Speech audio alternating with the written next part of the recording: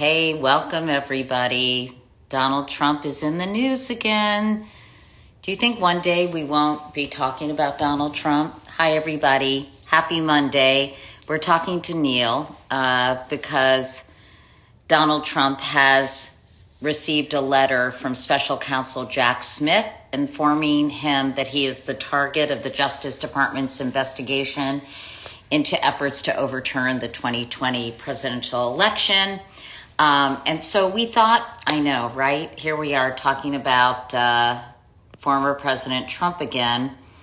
But this is an important development, so I thought I'd hop on and talk to Neil, everybody. Hey, Katie. Neil, how are you? Great to see you.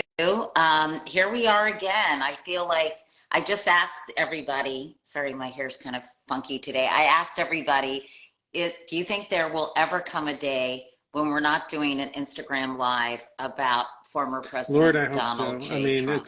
it's as tiring for me as it is for, I'm sure, your viewers. I mean, it just keeps going and going and going. So we want to give people some perspective on this latest development, which is getting, understandably, a lot of attention. We want to talk about the 800-page post that 800 page, 800 word, sorry, not 800 page, 800-word post that he put on Truth Social. But let me just, for everybody who's just joining, I just want to kind of tell everybody, well, I don't need to do that. I feel like, Neil, you can because you're an expert. What So happened on Trump Sunday got night? what's called a target letter from Jack Smith, who is the federal U.S. Justice Department prosecutor assigned to investigate what happened on January 6th and also to investigate the stolen documents at Mar-a-Lago that were found. So this prosecutor has two different streams of work. He's already indicted Donald Trump for the stolen documents, and now he has signaled to Trump he's on the verge of indicting Trump for January 6th. Now, there's lots we don't know. We don't know for sure that Jack Smith has decided to indict, but I can tell you to a 99.99% degree of certainty that the answer to that is yes, he has. That basically prosecutors generally don't send target letters unless they're pretty sure of what's going on, and that's particularly true when you're dealing with a former president of the United States. So that is, I think, pretty much, headed toward indictment. Now, that letter, evidently, according to Trump, says that he's invited to come and speak to the grand jury in the next 4 days. That's true in many target letters, and not, and generally defendants don't take themselves up on that offer. And that'd be particularly so here because Donald Trump's lawyers have to worry that Donald Trump, who has a tenuous relationship with the truth, will lie before the grand jury and then create more chargeable offenses. So So he will not, you don't believe he'll be testifying. Where is this grand I believe jury it's taking in place, Washington, Neil? D.C., though I don't think that the letter says that. We do know that a grand jury is operating there investigating January 6th. So I would suspect that it is that one, but I don't think Trump said that in his statement today. So we don't know all the details, but I think, again, to a So, 99.99% degree of certainty, that is going to be in Washington, D.C. So the bottom line for your viewers is what happened today. Trump disclosed that he is about to be indicted for January 6th, and that indictment will happen probably in the next couple of weeks. It won't happen in the next 4 days because Trump has that time to do whatever he wants to do before the grand jury. But sometime very soon afterwards, Katie, I expect a federal indictment. Now, we don't know what that indictment will say. We know it's about January 6th, but yeah. what the specific crimes are, there's a range of possible ones. I think the best menu was written by Judge David Carter in a written legal opinion, federal judge in California, um, some months ago, in which he said it's more likely than not that Trump committed the crime of trying to obstruct an official proceeding, the count on January 6th, and that it's more likely than not that Trump conspired to defraud the United States by fake elector plots and things like that. So So what would the charge be Yeah, so then, 18 Neil, if that USC is true? 371 is the general statute for conspiracy to defraud the United States. And I think the argument would be the government has spent, untold millions, billions of dollars on a federal election for the next president. And to have someone go and try and throw out those votes and have state legislators appoint their own slate of what Trump called alternate electors. That is not a thing in our constitutional system, that there is no such alternate electors. It's like alternate facts. It just means fake electors. And that was an end run around our electoral processes. How serious a charge is that, Neil? And could there be other Yeah. charges in You know, addition these to are that these are one you really cited? serious charges, Katie. 371 is kind of the lifeblood of the criminal justice system. It's used a lot by prosecutors to charge when more than two or more people agree to do something. And then obstruction of an official proceeding is a very serious charge done. No, I mean, the lion's share of those are for when people are trying to obstruct a criminal proceeding in court. But to do it on, perhaps the most important day our federal government has every 4 years, the solemn counting of the votes, that's a really serious thing. Now, we haven't mentioned a charge called seditious conspiracy, which is a charge that some of the January 6th Right. defendants have already faced and been convicted of in Washington, D.C., and that may be on the table as well. That's pretty much the most serious offense in the entire federal code. The prospect of a former president, while he was president, being charged with seditious conspiracy will harken back to some episodes during the Civil War and things like that. It would be a very, very big deal. If in fact he is convicted of these charges, what would Uh, be the well, punishment, Neil? 371 is a 5-year punishment. I think that obstruction of an official proceeding, I recall, I think goes up to 20 years. These are talking in general prison terms. I suspect it's unlikely that Trump, if he's convicted, and I suspect he will be convicted, but he's entitled to the presumption of innocence and all those things.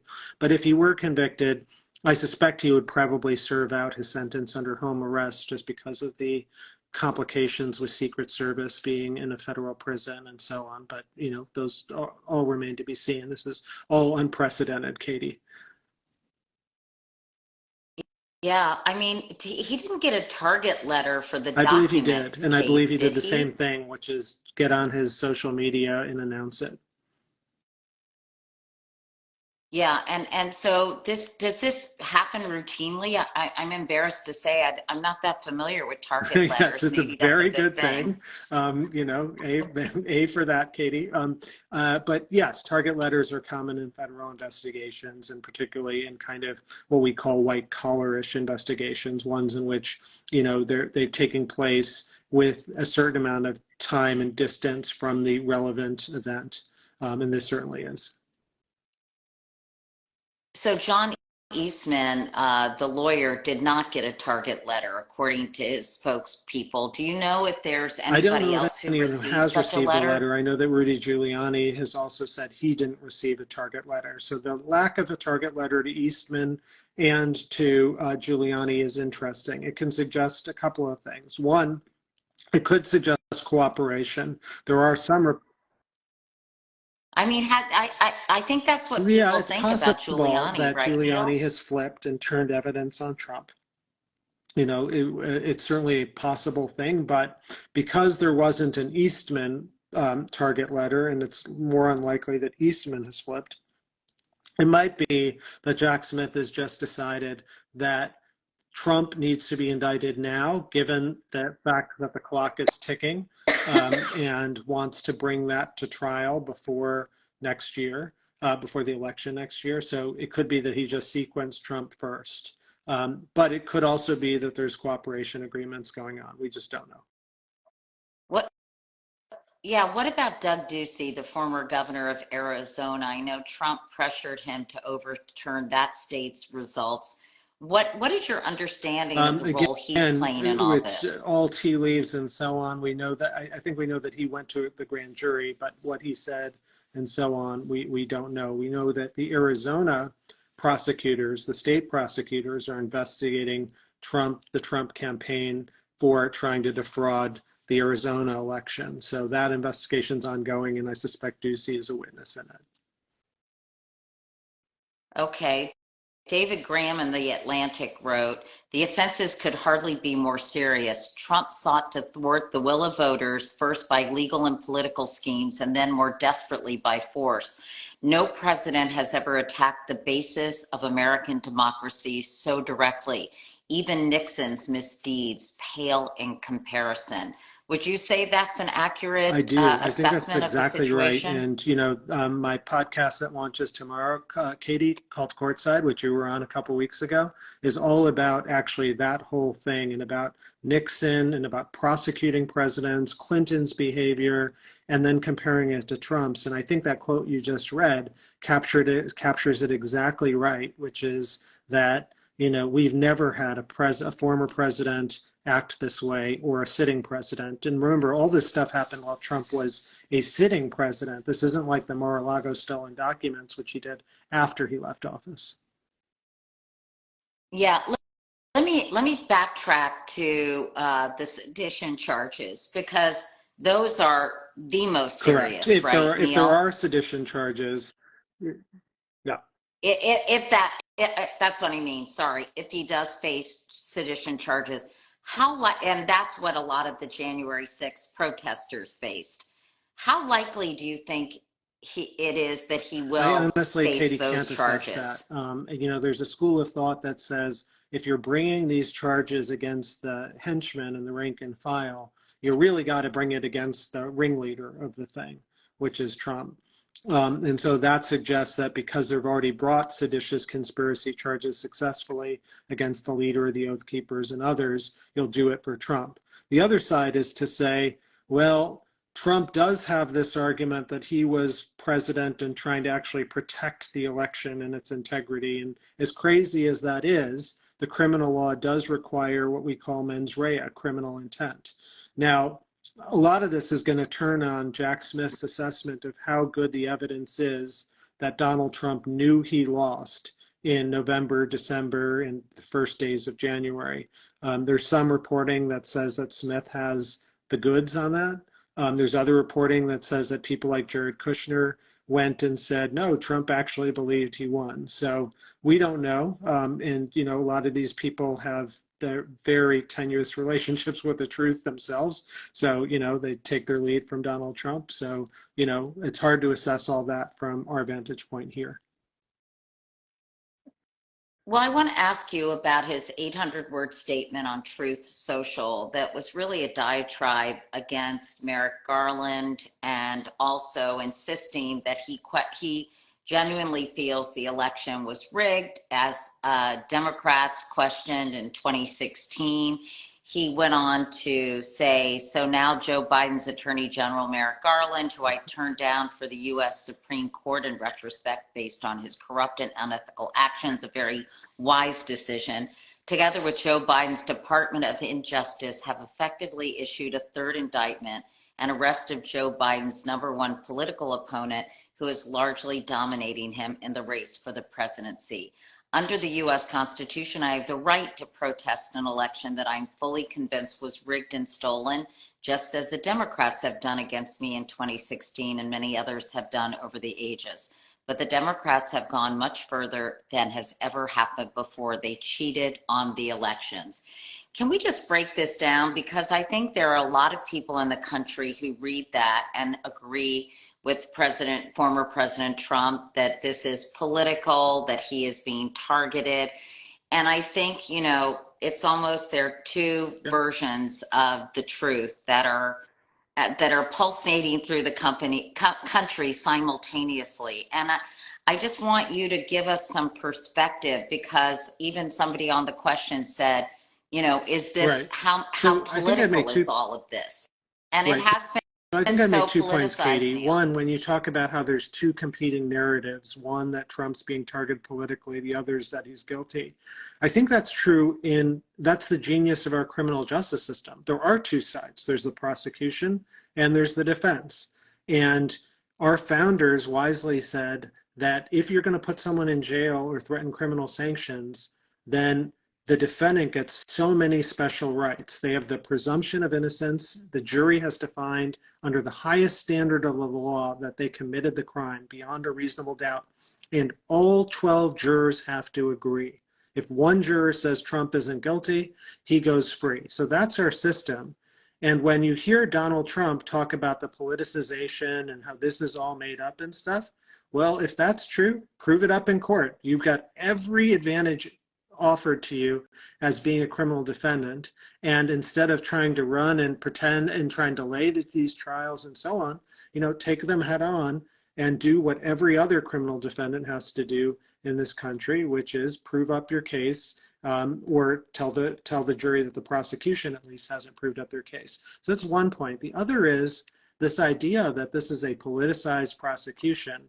I think, Biden and Garland have effectively nothing to do with this prosecution. It's an independent prosecution brought by Jack Smith, who's operating under these special counsel regulations that I drafted when I was a young Justice Department staffer.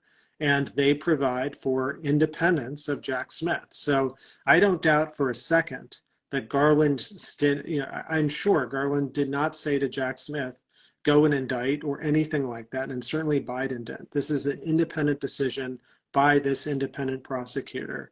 And I mean, obviously Donald Trump doesn't like the result. I understand that, but it's he's got to actually prove up something about this being politicized, which I just don't think he can do. There's breaking news. The New York Times is reporting Michigan announced felony charges against 16 people. And yeah. Did you see this, Neil? I think you were looking at it too. In connection with the false elector scheme to overturn Donald Trump's election loss in 2020. This happening again in Michigan. Felony charges against 16 people. I think what do that's you make not of surprising. Both there and in Arizona, the people who are involved in these plots, I think, are facing criminal sanctions or criminal investigations in the case of Arizona. That can be part of the story about Trump and the target letter, but the Trump target letter is about, I suspect, a lot more than that. We don't know, we haven't seen it, but I suspect it's not just about the fake electors plot, but also other attempts to disrupt the count on January 6th.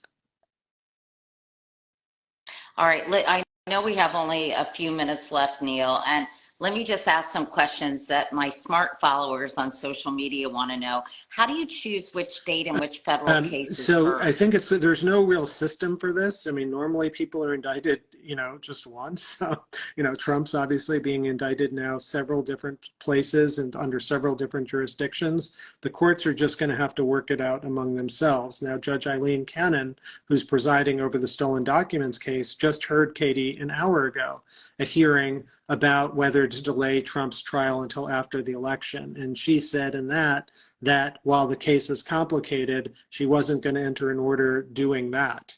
That's all we know so far about the hearing, because she's afraid to put it on, any sort of live stream or anything like that. So we're just getting reports after the hearing has taken place about what was said in the hearing. But right now, that Mar-a-Lago trial looks like it's set for sometime next year. The January 6th trial of Trump, if there is an indictment, as I suspect there will be, could move faster than that, because there is not any classified information, to my knowledge, that's at stake in that prosecution. Oh. And do we know, obviously a judge hasn't been assigned to this latest case as of yet? Correct, because there's no indictment.